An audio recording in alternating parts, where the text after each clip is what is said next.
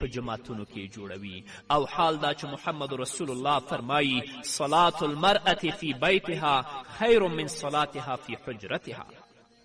او په بل حدیث کې نبی کریم صلی الله علیه وسلم فرمایي دا هم صاحب د ترغیب و ترغیب روایت کړی راوی د حدیث حضرت ابی الاحوص رضی الله تعالی عنه دی عن النبی صلی الله علیه وسلم قال ان احب الصلاة المرأة الى الله فی اشد مکان فی بیتها ظلمه.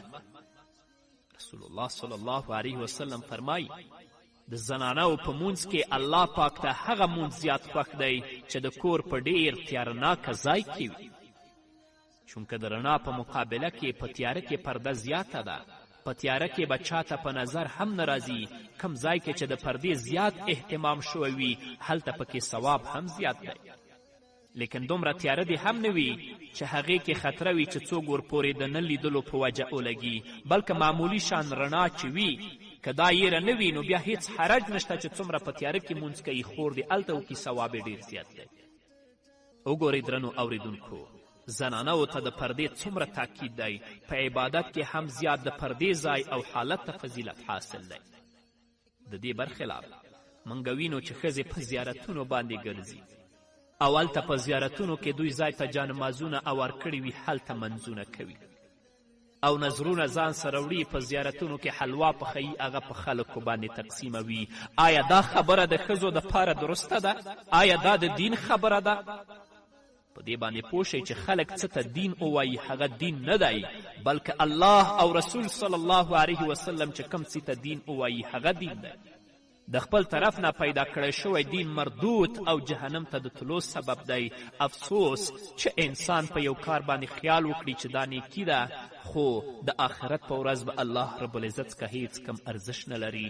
الله رب العزت دې زموږ خویندو او میندو ته توفیق ورکړي چې د الله د حکمونو پابند شي، د محمد رسول الله د سنتو او د ویناو پابند شي، تر څو الله رب العزت د دوی د دنیا او د آخرت ژوند ښایسته کړي، الله د جهنم نه وساتي او الله جنت ته داخلي کړي. په همدې هیله درنو اوریدونکو، دا وه زموږ د نن ورځې خپرونه چې ستاسو درانه حضور ته وړاندې شوه. تر بلې خپرونې پورې چې زه بیا هم ستاسو درانه حضور ته راځم، تاسو ټول په لوی او بښونکي الله سپارم. پاتې ژوند مو نیکمرغه، ښاد، بریالي او کامیابه اوسئ.